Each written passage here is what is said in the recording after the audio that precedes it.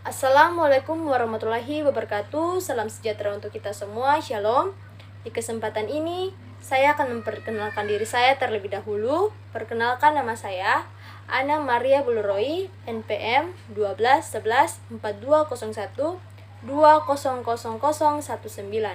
Kelas A, mata kuliah Ilmu Dasar Keperawatan, Program Studi Keperawatan, Fakultas Kesehatan, Universitas Kristen Indonesia Maluku, tahun ajaran 2020.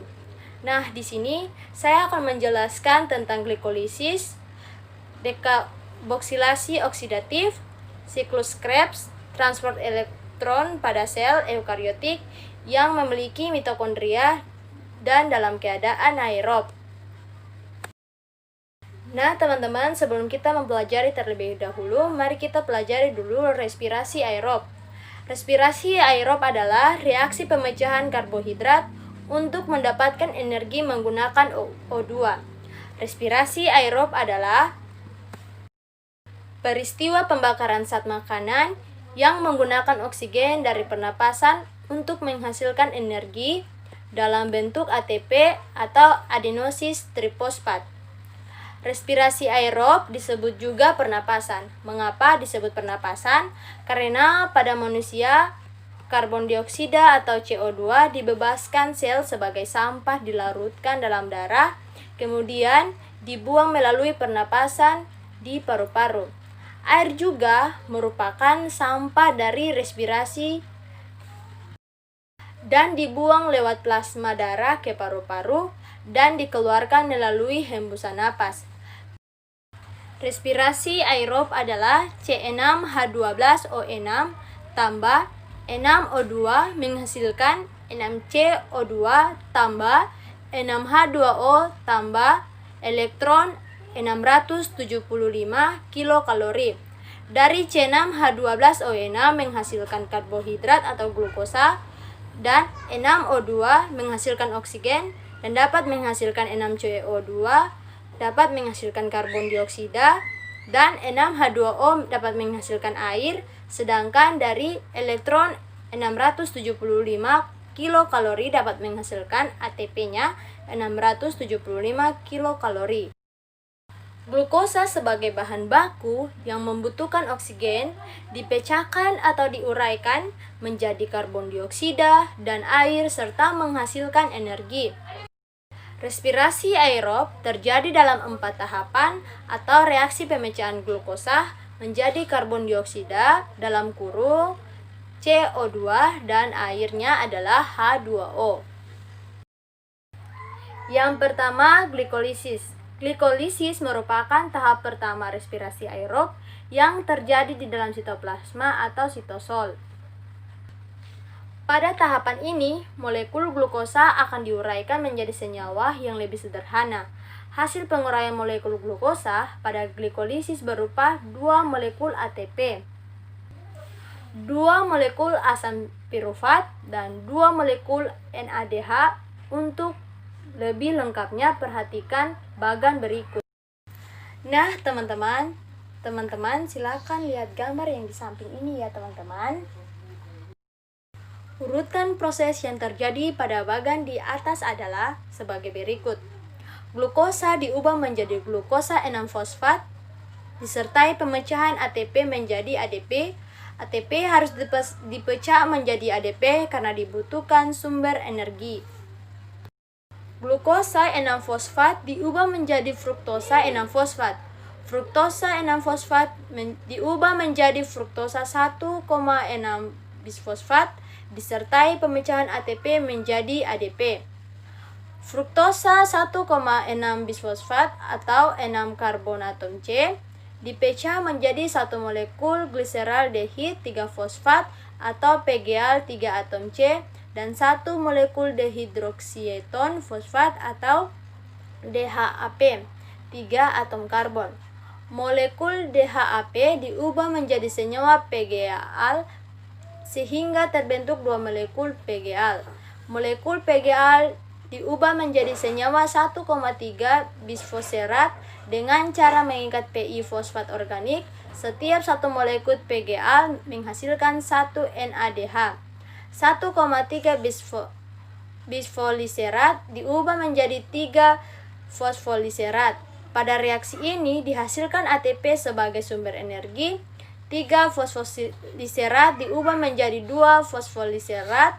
2 fosfoliserat diubah menjadi senyawa fosfonilpirufat atau PEP. Fosfofenilpirufat diubah menjadi asam pirufat disertai pembentukan ATP.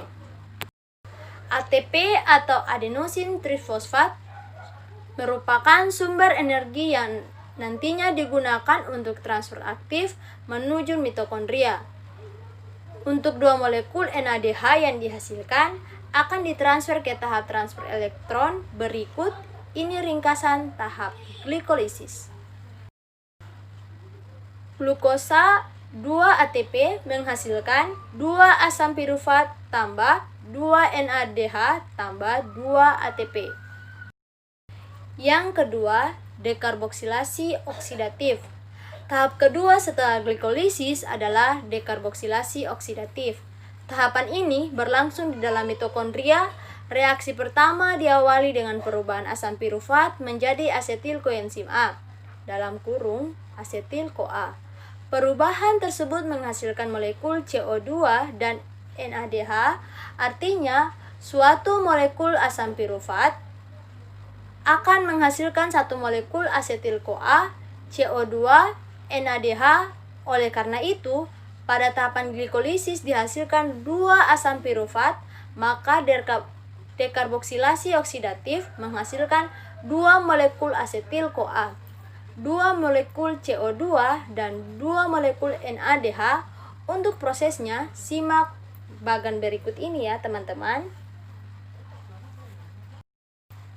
Untuk prosesnya sebagai berikut. Asam pirufat yang berbentuk pada tahap glikolisis akan melepas gugus karboksilat atau COOO. Gugus tersebut akan diubah menjadi CO2.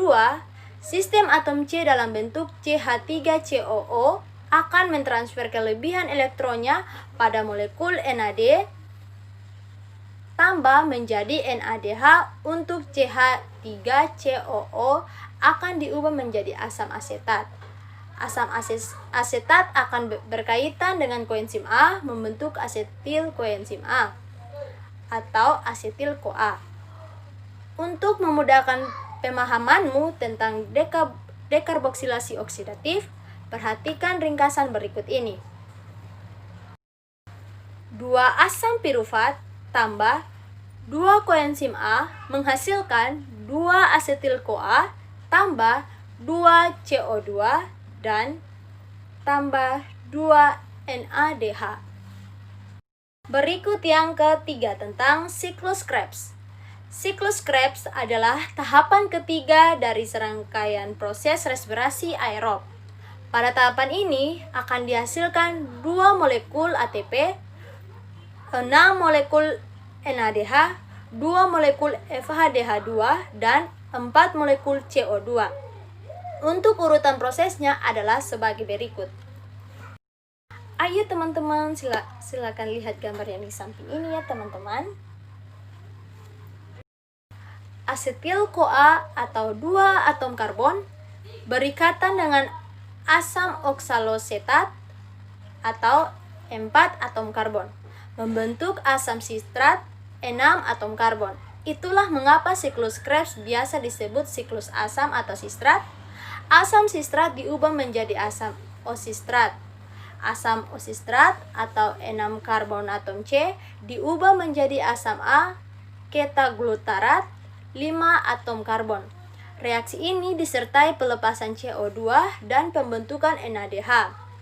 Asam A ketaglutarat 5 atom karbon diubah menjadi suksinil CoA yang memiliki 4 atom karbon. Reaksi ini disertai pelepasan CO2 dan pembentukan NADH. Suksinil CoA yang berbentuk diubah menjadi asam suksinat 4 atom karbon C. Reaksi ini menghasilkan GTP. Selanjutnya GTP diubah menjadi ATP.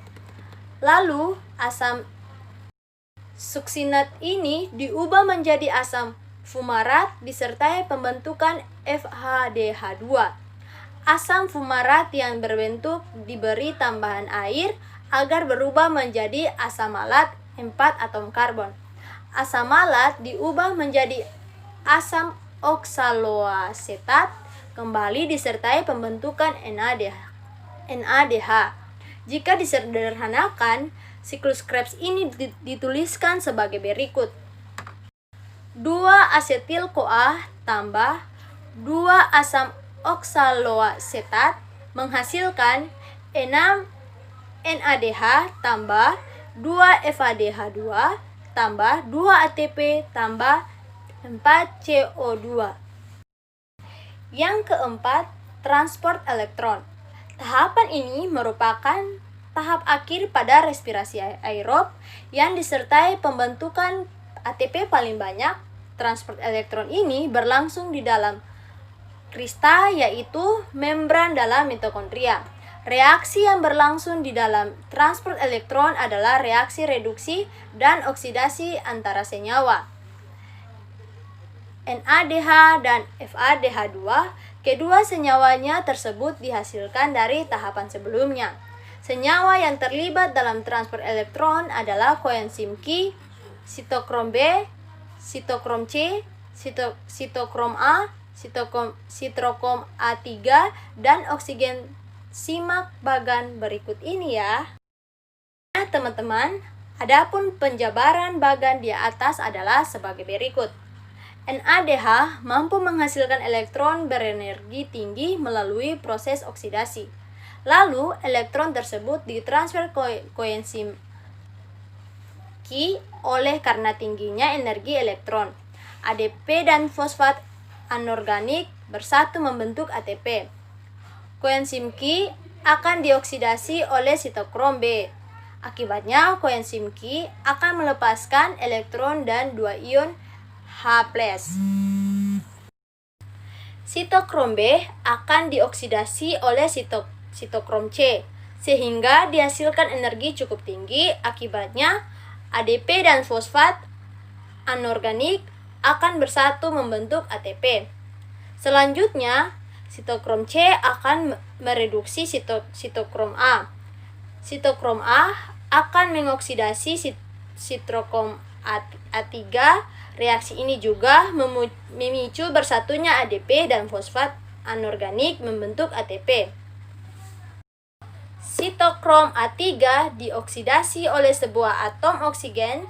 Hasil akhir dari reaksi ini adalah terbentuknya molekul H2O. Transport elektron yang melibatkan oksidasi NADH akan menghasilkan 3 ATP dan 1 H2O. Demikian halnya dengan oksidasi FADH2.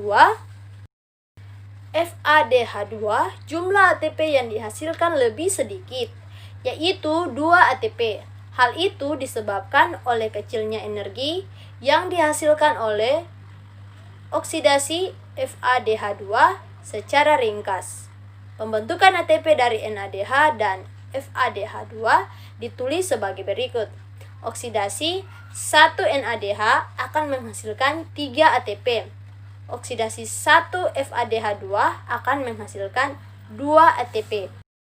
Nah teman-teman, dari tahapan glikolisis sampai siklus Krebs, NADA dan FADH2 yang akan dihasilkan berturut-turut adalah 10 dan 2 molekul. Artinya 10 NADH tambah 5 O2 menghasilkan 10 NAD+ tambah 10 H2O tambah 30 ATP.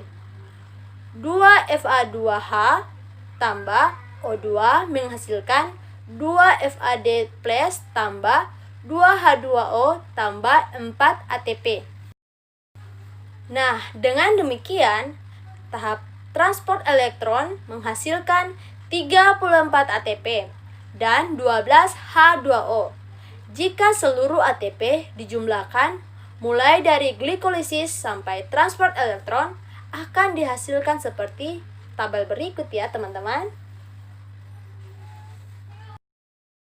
Reaksi glikolisis jumlahnya 2 ATP digunakan untuk transporaktif.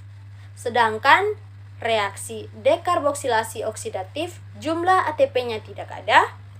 Yang ketiga, reaksi siklus Krebs. Jumlah ATP-nya 2 ATP. Sedangkan reaksi transfer elektron jumlahnya 34 ATP.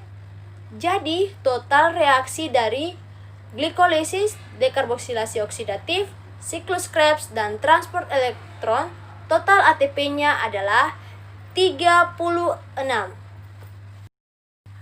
Oke teman-teman dan Bapak dosen, sekian dari video saya tentang glikolisis, dekarboksilasi oksidatif, siklus Krebs, dan transport elektron.